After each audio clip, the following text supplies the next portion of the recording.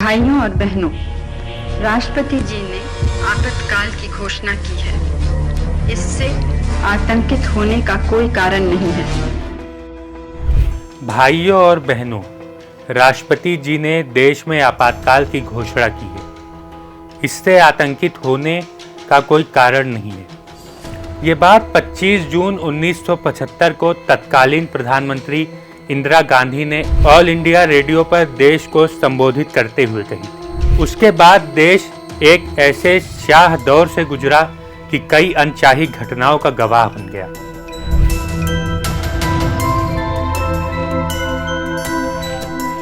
High court में ताले लगा दिए गए और प्रेस पर भी पाबंदी लग गई। यह दिन एक न भूलने वाला दिन साबित हुआ, जब संविधान को पूरी तरह नकार दिया गया था और भारत को जेल खाना बना दिया गया।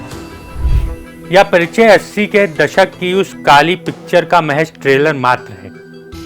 बहरहाल आज हम इसकी चर्चा इसलिए कर रहे हैं क्योंकि केंद्र सरकार ने 25 जून को संविधान हत्या दिवस घोषित कर दिया है। गृह मंत्री अमित शाह ने 12 जुलाई को सोशल मीडिया प्लेटफॉर्म एक्स पर पोस्ट कर इसकी जानकारी दी। इस घोषणा के साथ ही सरकार ने इसे औपचारिक रूप से मान्यता देने के लिए नोटिफिकेशन भी जारी कर दिया है। इस दिन को यादगार बनाने का मुख्य उद्देश्य देशवासियों को 1975 में इसी दिन लगी इमरजेंसी की याद दिलाना है, जिसे भारतीय लोकतंत्र के इतिहास में एक काले अध्याय के रूप में देखा जाता है। गृह मंत्री अमित शाह ने अपने सोशल मीडिया प्लेटफॉर्म एक्स पर लिखा कि 25 जून 1975 को तत्कालीन प्रधानमंत्री इंदिरा गांधी ने तानाशाही मानसिकता का परिचय देते हुए देश पर आपातकाल थोपकर हमारे लोकतंत्र की आत्मा का गला घोंट दिया था। लाखों लोगों को बिना किसी गलती के जेल में डाल दिया गया और मीडिया की आवाज को दबा दिया गया। इस इमरजेंसी की पृष्ठभूमि की बात करें तो 25 जून 1975 को तत्कालीन प्रधानमंत्री इंदिरा गांधी द्वारा देश में आपातकाल लागू किया गया था। यह आपातकाल 21 महीनों तक चला और 21 मार्च 1977 को समाप्त हुआ था। उस दौरान कई नागरिक अधिकारों को निलंबित कर दिया गया था और अनेक विपक्षी नेताओं को गिरफ्तार कर लिया गया था। उस दौरान पूरे देश में भय का माहौल था।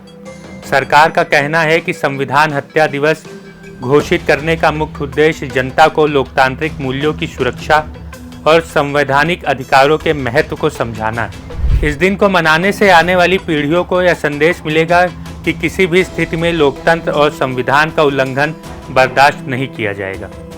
हालांकि सरकार की इस घोषणा पर विभिन्न राजनीतिक दलों की प्रतिक्रियाएं आई हैं। बीजेपी ने इस निर्णय का स्वागत करते हुए कहा है कि यह एक सही कदम है, जो देशवासियों को अपने अधिकारों और कर्तव्यों के प्रति जागरूक करेगा। वहीं कांग्रेस पार्टी ने इस कदम की आलोचना करते हुए इसे राजनीतिक फायदे के लिए उठाया गया एक कदम बताया है। बता दें कि भारत के संविधान के तहत 3 प्रकार की आपातकालीन स्थितियां होती हैं। सबसे पहले राष्ट्रीय आपातकाल यानी नेशनल इमरजेंसी। इसे संविधान के अनुच्छेद 352 के तहत घोषित किया जाता है। यह आपातकाल तब लागू किया जाता है जब देश की सुरक्षा को बाहरी आक्रमण या आंतरिक विद्रोह के कारण खतरा होता है। राष्ट्रपति की घोषणा के बाद संसद की स्वीकृति आवश्यक होती है। दूसरा है राज्य आपातकाल यानी कि प्रेसिडेंट्स रूल।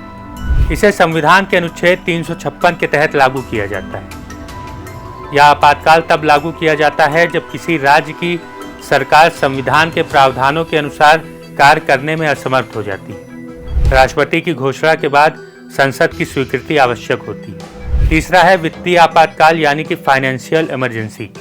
इसे संविधान के अनुच्छेद 360 के तहत घोषित किया जाता है। यह आपातकाल तब लागू किया जाता है जब देश की वित्तीय स्थिरता को खतरा होता है। राष्ट्रपति की घोषणा के बाद संसद की स्वीकृति आवश्यक होती है। फिलहाल आपका सरकार के इस फैसले पर क्या कहना है, हमें कमेंट बॉक्स में जरूर बताएं। हम फिर मिलेंगे एक नई जानकारी के साथ। तब तक के लिए मुझे दीजिए इजाजत। नमस्कार।